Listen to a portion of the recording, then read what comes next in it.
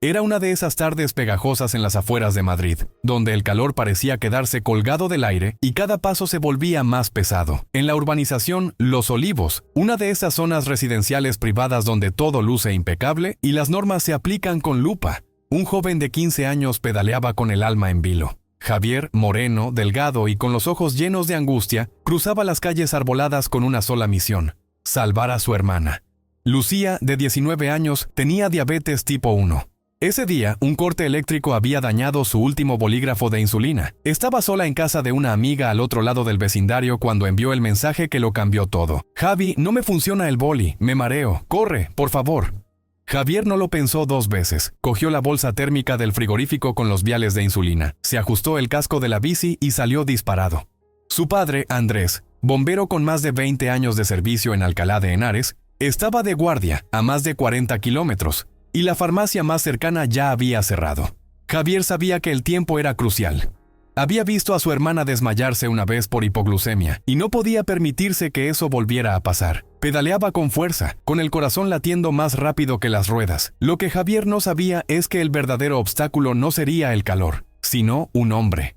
Al tomar un atajo entre 2 bloques de chalets, un todoterreno negro le cortó el paso. Frenó tan bruscamente que Javier casi cayó. Del vehículo bajó un hombre corpulento, con camisa polo y gafas oscuras. En la puerta del coche se leía: «Control interno, subadministración». Era Ernesto Valverde, el subadministrador de Los Olivos, conocido por ser estricto hasta el extremo con las normas del reglamento vecinal. «¿A dónde crees que vas, chaval?», preguntó con tono autoritario. Javier, nervioso, le mostró la bolsa. «Mi hermana está mal, necesita esta insulina. Déjeme pasar, por favor». Pero Ernesto no escuchó. Le arrebató la bolsa de las manos y dijo sin pestañear: «Estás en propiedad privada, esto no está permitido». El chico intentó explicarse. «Es una urgencia, señor. Mi hermana se puede desmayar». Pero el hombre, con una sonrisa arrogante, contestó: «Las normas son las normas. Aquí no entra cualquiera corriendo con excusas». Sacó un walkie-talkie y comunicó: «Código 3. Menor no residente en zona común. Solicito refuerzo». Javier se quedó paralizado. El tiempo se escapaba y su hermana se debilitaba minuto a minuto. Al otro lado de la ciudad, el móvil de Andrés vibró. Era un mensaje de su hijo. «Papá, me pararon. Me quitaron la insulina. No me dejan pasar. Lucía está mal». Andrés sintió cómo se le helaba la sangre. Sabía perfectamente que una crisis diabética sin tratamiento podía ser fatal. Subió a su camión del parque de bomberos y arrancó a toda velocidad, activando las sirenas. Mientras conducía, llamó a su cuñado Mateo, sargento de la Guardia Civil retirado. «Mateo, es urgente. A Javi lo han parado en Los Olivos. Iba con la insulina para Lucía y se la han quitado. No puede pasar». Mateo, sin preguntar más, respondió: «Estoy en camino». Minutos después, el camión de bomberos y el coche de Mateo atravesaron la entrada principal de la urbanización. Allí, en el centro de una rotonda decorada con palmeras, vieron una imagen que a Andrés nunca se le olvidaría. Javier, de pie, rodeado por 3 miembros de la vigilancia del recinto. A unos metros, Ernesto Valverde sostenía la bolsa de insulina como si fuera un arma confiscada. Andrés salió del camión como un rayo. «Javi, ¿estás bien?». El chico asintió entre lágrimas. «Papá, no me dejan pasar. Lucía…». No pudo terminar la frase. Andrés se volvió hacia Ernesto con los puños cerrados. «Entrégame esa bolsa ahora mismo». Pero el subadministrador no se movió. «Su hijo ha cometido una infracción. Tendremos que presentar cargos por entrada no autorizada». Mateo se acercó, mostró su placa y dijo con voz firme: «Está usted reteniendo a un menor y bloqueando el acceso a un tratamiento médico urgente. Eso es delito». Ernesto dudó por un instante, pero se mantuvo desafiante. Hasta que llegaron los refuerzos sanitarios. La ambulancia entró con luces encendidas y Andrés, sin perder tiempo, recuperó la bolsa de manos de Ernesto y se la dio a su hijo. «Corre, Javi, llévasela ya». Dentro de la ambulancia, Lucía estaba pálida, conectada a oxígeno. Los sanitarios le administraron rápidamente la insulina. Afuera, Andrés permanecía inmóvil, con las manos cerradas y la mirada fija, hasta que uno de los técnicos le hizo una señal. «Está estabilizándose». Andrés cerró los ojos y respiró hondo. No era alivio. Era rabia contenida y una certeza: eso no quedaría así. A la mañana siguiente, el aire seguía pesado en casa de los Morales. La tensión no se había ido con la noche. Andrés, con el uniforme colgado en una silla, repasaba mentalmente cada momento del día anterior. Años de servicio como bombero no le habían preparado para sentir tanta impotencia. Había sacado gente de edificios ardiendo, había atendido accidentes graves, pero nada como ver a su hijo retenido por querer salvar a su hermana. Después de desayunar, Javier seguía callado. Sostenía la bolsita térmica vacía entre las manos, como si aún llevara dentro el miedo y la rabia. Andrés se sentó junto a él en el sofá. «Papá, ¿por qué hizo eso? ¿Por qué ese hombre me trató como si fuera un ladrón?» Andrés le puso una mano en el hombro. «Porque hay quienes piensan que las normas están por encima de las personas. Pero no vamos a quedarnos callados, Javi». Y no se quedaron. Andrés redactó un informe detallado con capturas de pantalla del mensaje de emergencia de Javier, testimonios de vecinos y las imágenes grabadas por Mateo desde su coche. Envió todo a la Asociación de Bomberos de Madrid y a la prensa local. No tardó en recibir respuesta. «Cuenta con nosotros», decía el correo de un compañero. «Lo que te pasó es inaceptable». Mateo, por su parte, llevó el caso ante la Fiscalía de la Comunidad de Madrid. Un fiscal de guardia, tras leer el informe, abrió diligencias por obstrucción de asistencia médica urgente, retención de menor y abuso de autoridad en recinto privado. El asunto, que había comenzado como un incidente local, empezaba a tomar otra dimensión. El verdadero estallido llegó cuando la cuenta oficial del Cuerpo de Bomberos publicó en redes una imagen de Javier con la bolsa térmica en las manos. El texto era breve. Intentó salvar a su hermana, lo detuvieron. La vida ganó, pero la lucha no ha terminado. En pocas horas, la publicación fue compartida miles de veces. Médicos, enfermeros, padres de niños diabéticos y ciudadanos de a pie inundaron los comentarios con mensajes de apoyo. «Ese chico merece una medalla», escribió una enfermera desde Valencia. «Qué vergüenza que en España pasen cosas así», dijo una señora de Sevilla. «Mi hija también tiene diabetes, esto me parte el alma». Los medios nacionales no tardaron en hacerse eco. Javier apareció en un noticiero de televisión junto a su hermana y su padre. Lucía, aún algo débil pero ya estable, dijo frente a las cámaras: «Si mi hermano no hubiera llegado, hoy no estaría aquí». La frase conmovió a millones. Mientras tanto, dentro de la urbanización Los Olivos, las cosas ardían por dentro. Algunos vecinos defendían a Ernesto Valverde, alegando que solo cumplía el reglamento. Otros, más numerosos, estaban furiosos. «Ese hombre casi provoca una tragedia», gritó una vecina en una reunión de la comunidad. Una petición pidiendo su destitución reunió más de 200 firmas en 3 días. La presión crecía por todos lados. La fiscalía avanzaba con la investigación. Las redes seguían activas. Y entonces llegó la propuesta de una abogada madrileña que seguía el caso. Contactó con Andrés por correo. «Podemos iniciar una demanda civil por daños morales, detención ilegal y negligencia. Esto no puede quedar impune». La familia aceptó. La demanda se presentó ante el juzgado de instrucción, con pruebas sólidas, los mensajes, los vídeos, informes médicos, testigos y declaraciones policiales. El caso se tramitó por vía urgente. La historia ya no era solo de los Morales, representaba algo mayor, el valor de la vida por encima de la burocracia. Durante esas semanas, Javier intentó volver a la normalidad. Retomó las clases, pero ya no era invisible. En los pasillos del instituto, algunos lo llamaban el chico de la insulina. Unos lo saludaban con respeto, otros querían hacerse fotos con él. Javier sonreía con timidez, aunque no se acostumbraba. Lucía, con la fuerza recuperada, no dejaba de repetir: «Mi hermano es un héroe». Un día, al volver del colegio, Javier encontró en el buzón una carta anónima que decía: «Habéis dejado en ridículo a la comunidad. Preparaos».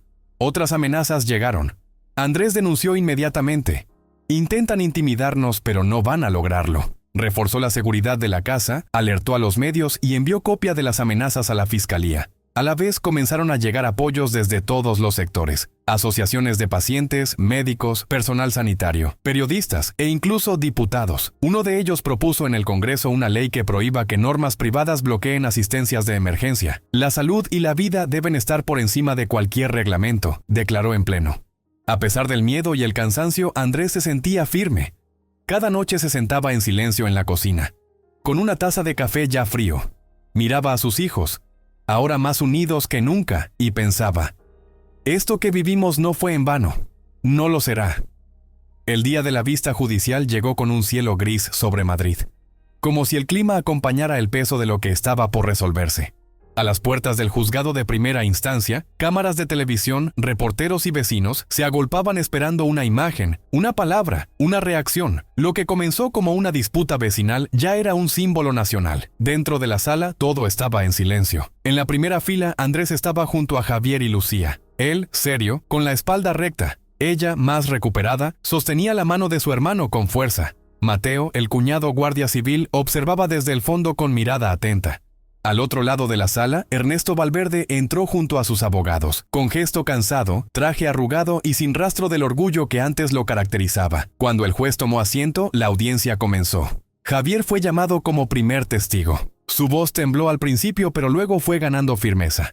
Describió paso a paso lo ocurrido. El mensaje de su hermana, la carrera en bicicleta, el momento en que le arrebataron la bolsa de insulina. La angustia de sentirse bloqueado mientras sabía que su hermana podía desmayarse en cualquier instante.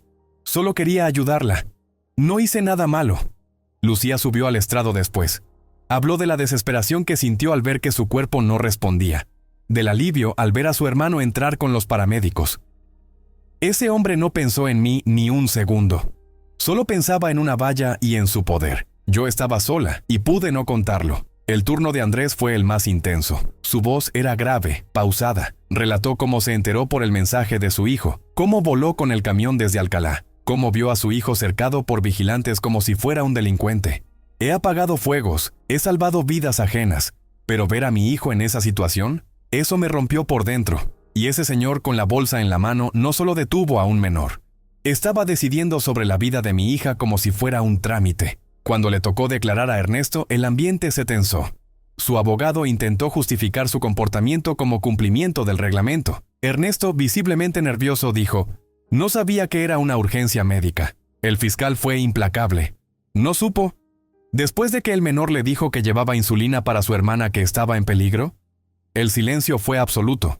Entonces, el fiscal pidió proyectar las imágenes de las cámaras de seguridad de la urbanización. En la pantalla se vio a Javier discutiendo con Ernesto, visiblemente desesperado. Se escuchaba su voz.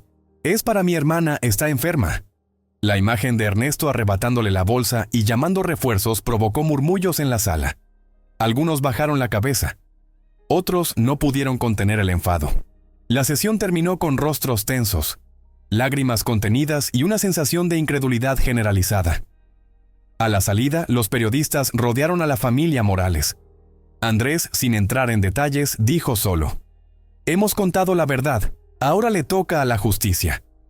Pero mientras esperaban el fallo, comenzaron a llegar nuevas amenazas. Un sobre sin remitente apareció en el buzón. «Habéis manchado el nombre de los Olivos. Esto no ha terminado».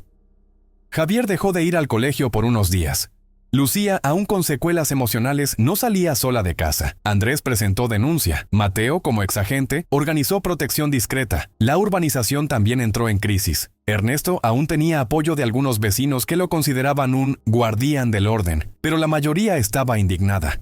En una asamblea extraordinaria, una vecina de más de 70 años pidió la palabra. «He vivido la posguerra, he pasado hambre. Y jamás pensé que un niño fuera tratado así por intentar salvar a su hermana. ¡Qué vergüenza!». El silencio tras sus palabras fue más fuerte que cualquier grito. A los pocos días, Ernesto Valverde presentó su renuncia a la subadministración. Pero ya era tarde, la acción civil seguía en curso y la fiscalía preparaba posibles cargos penales. Durante ese tiempo, Javier apenas hablaba.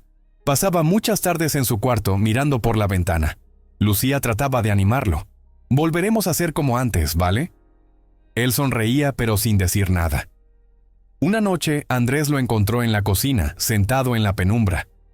Tenía entre las manos una fotografía de cuando eran pequeños en la playa de Benidorm. «¿Crees que todo esto ha valido la pena, papá?», preguntó. Andrés respondió sin dudar. «Sí, porque ella está viva, y tú seguiste tu corazón». Las palabras quedaron flotando en el aire, como promesa. La tormenta aún no había pasado. Faltaba el veredicto. Pero en ese momento, padre e hijo sabían que ya habían vencido algo más profundo: el miedo, la indiferencia y el silencio. El día del veredicto llegó con un aire distinto. No hacía calor ni llovía. Madrid amanecía tranquila. Pero en el juzgado de Plaza Castilla se respiraba tensión. La sala estaba llena. Había vecinos, periodistas, estudiantes de derecho y hasta médicos que habían seguido el caso desde el primer momento. Nadie quería perderse la decisión final. En la primera fila, la familia Morales esperaba en silencio. Javier, con camisa azul clara, observaba el suelo. Lucía, seria, le cogía la mano con fuerza. Andrés, firme como siempre, miraba al juez con respeto, pero con la rabia contenida de un padre que no olvida. Frente a ellos, Ernesto Valverde estaba irreconocible. Más delgado, con la barba crecida, la mirada caída y los hombros encogidos. A su lado, dos abogados murmuraban con urgencia. El juez se ajustó las gafas y empezó a leer. Tras la revisión exhaustiva de las pruebas aportadas, los testimonios de las partes y el contexto de los hechos, este tribunal considera que se ha producido una vulneración grave del derecho a la integridad física, a la libertad de circulación y a la atención médica urgente, un silencio absoluto. Y por tanto, declara responsables civiles al señor Ernesto Valverde y a la administración de la comunidad de propietarios de Los Olivos por obstrucción a una emergencia médica, detención indebida de un menor y omisión del deber de auxilio. Un murmullo leve recorrió la sala. Andrés no pestañeaba. Javier apretó los labios. Lucía soltó una lágrima silenciosa. El tribunal impone el pago de indemnización por daños morales y materiales a la familia Morales, la suspensión inmediata del reglamento interno que impida el paso a servicios de emergencia y el cese de funciones de cualquier personal de seguridad vinculado al caso. Asimismo, se remite expediente al Ministerio Fiscal para valorar posibles responsabilidades penales. Las últimas palabras resonaron como campanadas. La justicia había hablado. Y esta vez, habló alto y claro. No hubo aplausos. Pero los ojos húmedos, los gestos de aprobación y los suspiros de alivio llenaron la sala como si el alma colectiva de los presentes se hubiera quitado un peso de encima. A la salida del juzgado, Andrés, rodeado de periodistas, dijo con calma: «Hoy no ganamos nosotros, ganó la vida, ganó el sentido común, que esto sirva para que nadie más tenga que pasar por lo que pasamos». Pero la historia no terminó en los tribunales. Semanas después, el Ayuntamiento de Madrid organizó un acto público en la Casa de la Villa. Allí, ante autoridades, sanitarios y ciudadanos, Javier fue condecorado por su valentía y humanidad. En el escenario, con su familia en primera fila, recibió una placa que decía: «Por su valor al anteponer el amor a las normas, por recordarnos lo que realmente importa». Cuando bajó del estrado, Lucía se lanzó a abrazarlo. Con la voz quebrada le susurró: «Me salvaste la vida, Javi». El público se puso de pie aplaudiendo con fuerza. Ese momento fue cubierto por todos los telediarios del país. Pero más allá del reconocimiento público, la historia de los hermanos Morales tuvo efectos concretos. Varios ayuntamientos revisaron sus normas de acceso a urbanizaciones privadas.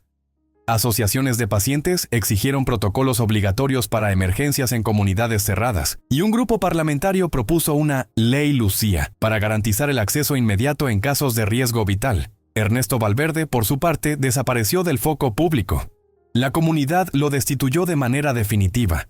Se le prohibió cualquier función de control o autoridad en entornos residenciales, y su nombre quedó grabado como ejemplo de cómo la soberbia y la falta de empatía pueden volverse en contra de quien olvida lo esencial. En una tarde tranquila, semanas después del juicio, la familia Morales paseaba por el Parque del Retiro. El sol comenzaba a ponerse. Javier caminaba junto a su padre y su hermana. Se sentaron en un banco bajo unos castaños. Nadie hablaba. No hacía falta. Andrés miró a los dos y dijo con voz suave: «Hay batallas que se ganan sin ruido, solo por estar aquí, juntos». Lucía apoyó la cabeza en su hombro. Javier sonrió como si en ese silencio encontrara todas las respuestas. Esta historia, más allá de lo legal, es una llamada de atención. En un mundo lleno de normas, barreras y burocracia, nunca debemos olvidar que la vida de verdad, no entiende de reglamentos. Entiende de urgencias, de amor, de humanidad. ¿Y tú, que estás escuchando esta historia, qué hubieras hecho en el lugar de Javier? Cuéntanos en los comentarios. Queremos saber tu opinión. Y si te ha emocionado esta historia real, síguenos. Cada semana compartimos relatos que tocan el alma, que nos recuerdan lo que de verdad importa: estar ahí cuando más se necesita.